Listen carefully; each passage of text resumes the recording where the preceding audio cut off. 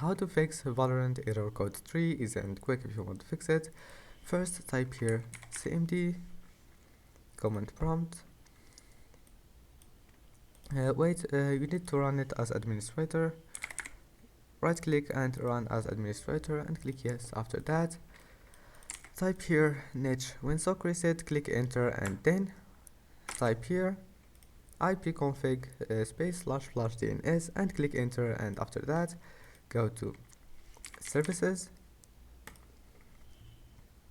scroll down until you find VGC, right click on VGC and click properties. You will find it manual, make it automatic and then click apply and OK. Now if you have here start, click on it, and if you don't have it just click restart. And last thing you need to do here is to type run and close this window.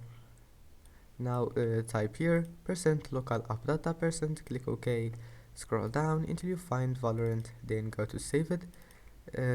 Now delete logs, right click on it and delete logs and go to config, right click on crash report client and delete it, and that's it.